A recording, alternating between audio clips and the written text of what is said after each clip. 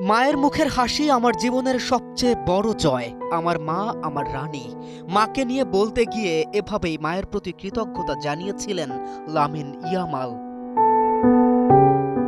আজ তিনি বিশ্ব ফুটবলের অন্যতম বড় তারকা, কিন্তু প্রথম উপার্জনের টাকা দিয়ে নিজের জন্য নয়, সবার আগে মায়ের জন্য একটি সুন্দর বাড়ি কিনেছিলেন।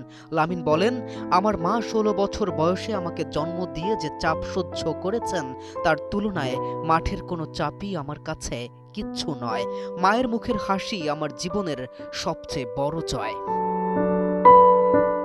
ছোটবেলায় তিনি এমন একটি ঘরে বড় হয়েছেন যেখানে শোবার ঘর আর রান্নাঘর ছিল একই জায়গায়। দারিদ্র্য, সংগ্রাম আর কষ্ট ছিল তাদের নিত্য সঙ্গী। তাই জীবনের প্রথম বড় উপার্জন হাতে পেয়েই লামিন মাকে জিজ্ঞেস করেছিলেন, আপনি কোথায় থাকতে চান?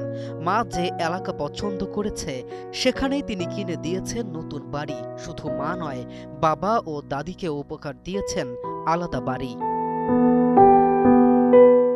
এক সাক্ষাৎকারে যখন তাকে জিজ্ঞেস করা হয় এত কম বয়সে দেশের প্রত্যাশার চাপ কিভাবে সামলাবেন, লামিনের উত্তর ছিল হৃদয় ছুঁয়ে যাওয়ার মতো।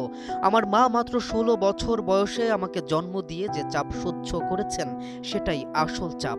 আমার কাজ তো শুধু ফুটবল খেলা।